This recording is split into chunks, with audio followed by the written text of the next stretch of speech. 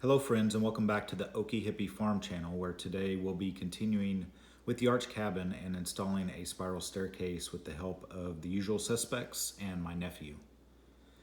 This initial part is happening quickly, but what you haven't seen is the few hours before this where I spent poring over the instructions. Don't worry, I'm going to slow things down here soon, and then a little later give you a grand tour of the finished staircase.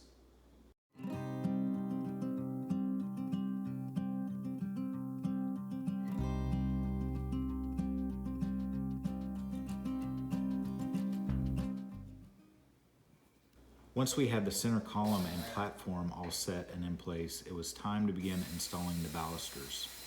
As usual, it took us a while to get our process figured out, but we eventually had it down. Can I see this? Yeah, Dad, I think It goes the other way. Because you want that there. Yeah. You go. Okay, so we need another one of those baluster things.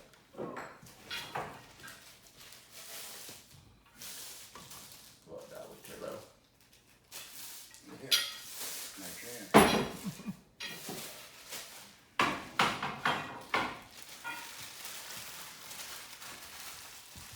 Oh, hold on, Dad, you got that upside down.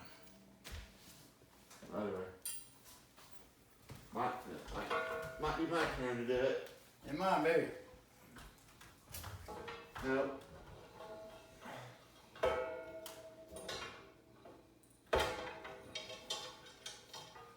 Where's that, Dustin at? Raise it up a little, Dustin. We need to tighten these things too. Okay. Dad, let's do this first. Okay. Are we level there? No? About like that, right? Yep.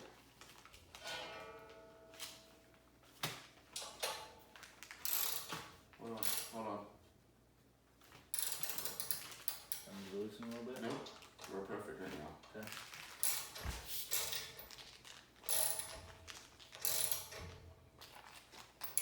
Good. Sweet. Can you put the level on this baluster? Right here. Yeah. One thing I learned from this installation is that spiral staircases require the use of a level, like a lot. Oh, hold on, bro. We're gonna check the level.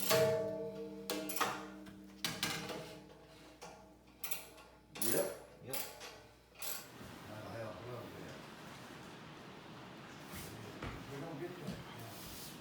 We'll pay right up, if we ever get it going, anyway, we're gonna light up 4, 5, 6 foot cut down here, but I don't know, that's all we can do for right now, I think. We were unable to get things finished in one day, so here Dad and I are working to install the handrail on day 2. There's a long story behind this, and I'll elaborate a little later.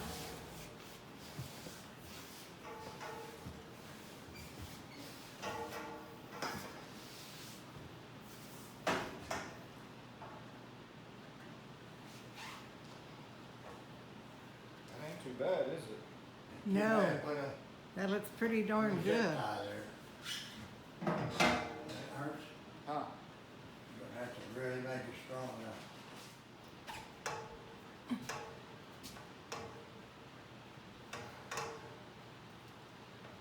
I'm just trying to slowly work that down.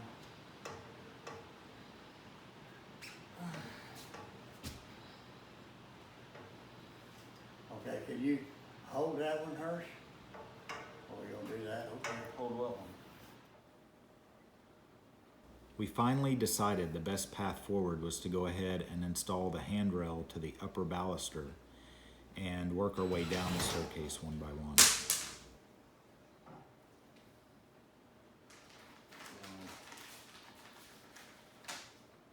I'll be glad when we're done with self-tapping screws.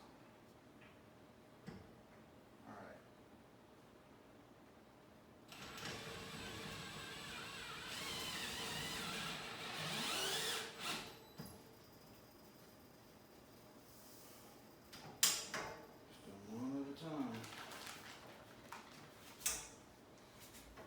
That it talks about, see this this baluster head, it isn't really, it talks about you can bend those, but you have to use like a cloth, and, do you think we need that? Cause it ain't really sitting all the way on. Where's that orange hammer?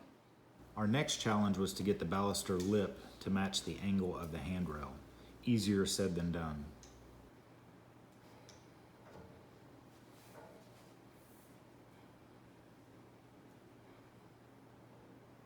Oh my God. That's hard. They make it sound like that's no big deal to do this. I don't think I bent that at all. And when all else fails, break out the hammer. In reality, don't do this. It may dent the handrail.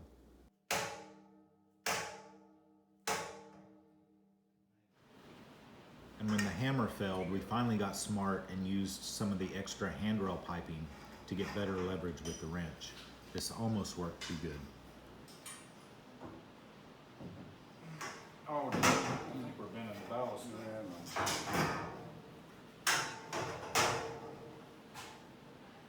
We'll probably get by with that, Hirsch. Better, yeah.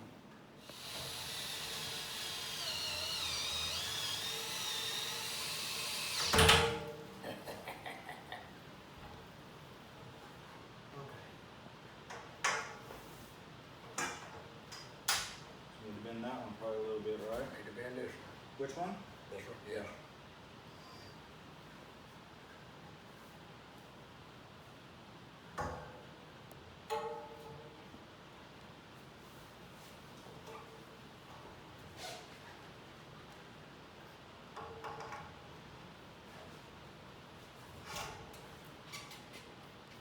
Are you ready?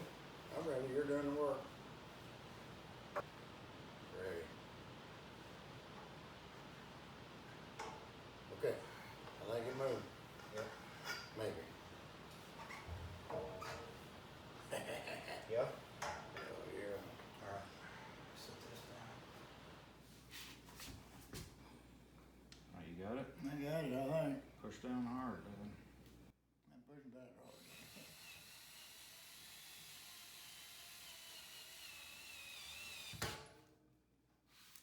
We finally made it to the last baluster, but could not yet celebrate because we still needed to grind off the remaining pipe of the handrail.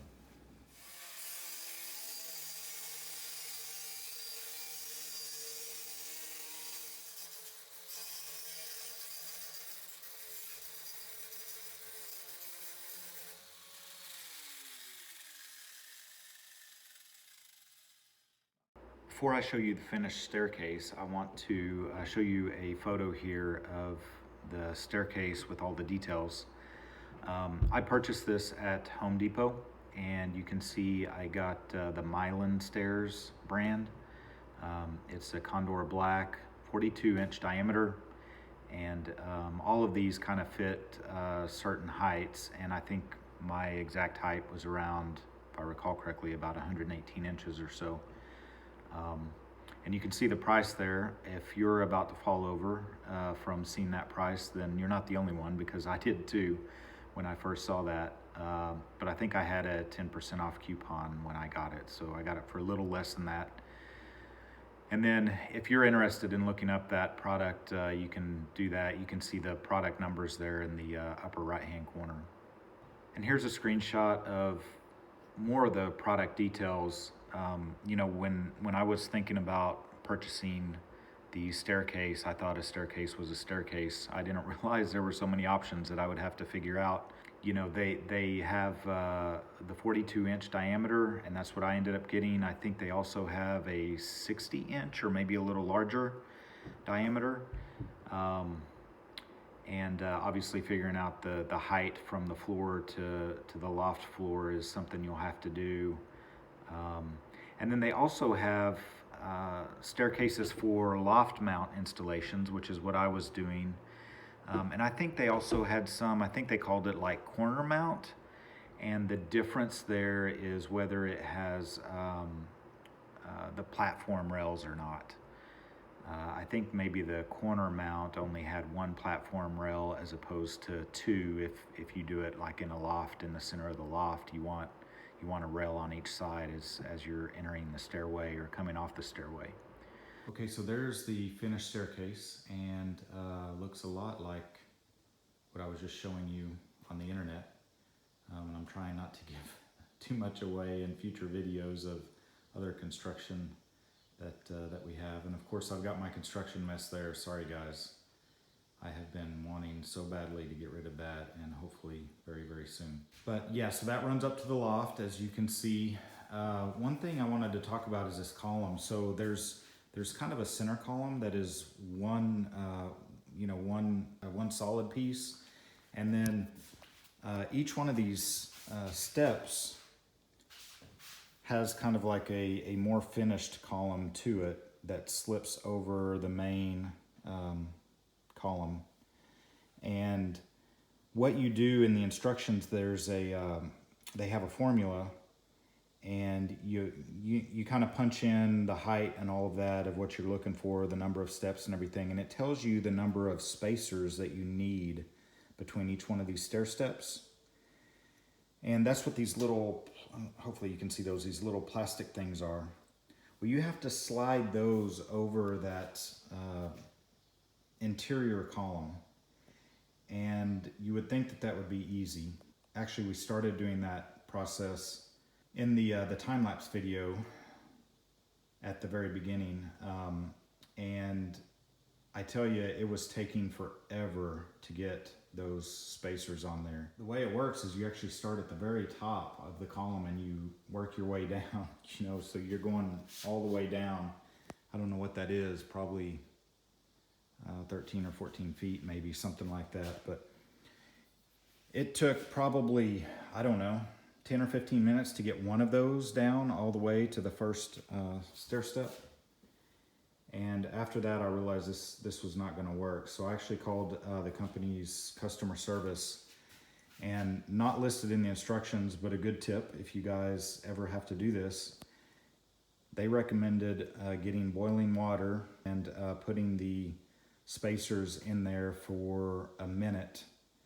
And then after they've boiled for a minute, that causes them to expand, and then you can easily slip these spacers down that center column.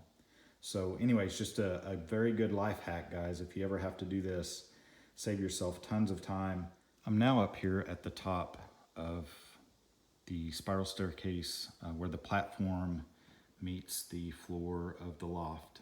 And once you get kind of the stair steps set over the main column that I was talking about, the first thing that you install is this platform, because that gives you your distance from the wall. And then after you get the distance from the wall, then you need to level the column and attach that to the ground. But you can see here there are bolts, and these were heavy duty long bolts that we put in there to attach to the floor joist of the loft. Okay, so I kind of made mention earlier of the handrail circus that we went through. And I didn't catch this on video, but when I received the package for the staircase, the handrail, which is kind of a thick metal, it's probably a thick aluminum, it was actually coiled like what you would find for, say, PEX piping for plumbing. It kind of looked like this, which is, this is just my phone charger, but it was coiled like that. And in the instructions, there was one line that said, essentially uncoil the handrail, and it gave some approximate dimensions that you would need to uncoil it. I think it was maybe like making sure that it remains about 5 feet wide, and I think it was 12 to 14 feet long, something like that. And so in typical male fashion, me, my dad, and my nephew, once we read that, we start pulling on it. We're using our hands, our arms, our legs, our feet, everything trying to pull this handrail apart. And then later, when we were having tons of difficulty doing that, I went back to the instructions and realized that after that one line in the instructions, there were actually about 4 pages of instructions on how to appropriately uncoil the handrail, which was not the way that we were doing it. And one of the big things that it mentioned in the instructions is that you do not want to you do not want to kink the handrail, which makes sense because then it's either no good and you have to get another handrail, or potentially you just have a kink in your handrail going forward. Somehow we managed to salvage what we had done. We hadn't kinked it, and we were able to get it installed, which you saw. So, there was a lot of work kind of off camera where we did that, and I wanted to point that out as something that you guys need to be aware of in the event you ever do this yourself. One other thing I wanted to talk about quickly is the angle of the balusters. You saw us in the video kind of messing with that quite a bit. We had some problems just using a wrench. We decided to try to use a hammer, to get this angle right here for this lip. And ultimately we were able to use an extra piece of the handrail that we had cut off and use that as leverage for the wrench. But you can see here, this was essentially what we were trying to get, where the handrail lays flat against that lip, and then we were able to screw that in. These are self-tapping screws. If you've ever built an arch cabin, you know all about those. But self-tapping screws that went in to kind of secure that handrail down to the balusters. This is the bottom of the staircase. Once we had installed the platform up above and got this column level, then what we needed to do was get this bolted down. And there are, I think, 5 bolts there, and these are pretty heavy duty bolts as well, as you would expect. But anyways, we did that, and if you've been keeping track of the arch cabin build, you know that I have a crawl space underneath the cabin, and this floor is made of wood. So underneath we had kind of gone in and done some extra support because there's a lot of weight here. I think the staircase by itself, if I recall correctly, weighs about 200 pounds. So there's a lot of weight right there in that one point of the floor. And my expectation is that there's probably a lot of folks hollering at me through YouTube telling me that I need to go under the cabin to show you this. And I haven't been under the cabin in, probably about 8 or 9 months. I don't really want to go under the cabin again, because if you're aware, I've spent a lot of time under there during the build. But I tell you what, let's go ahead and do it. Let's get dirty.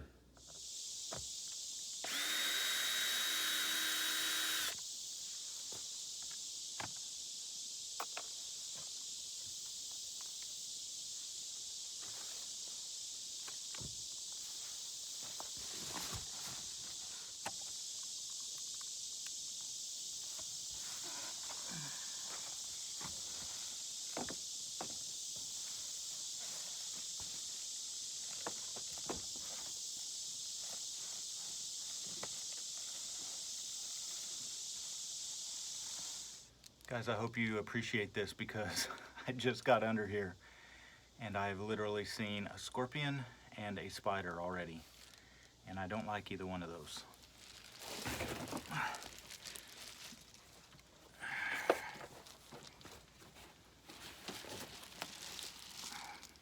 But no ticks, thank God. If you don't get that joke, go back and watch the plumbing and electrical video.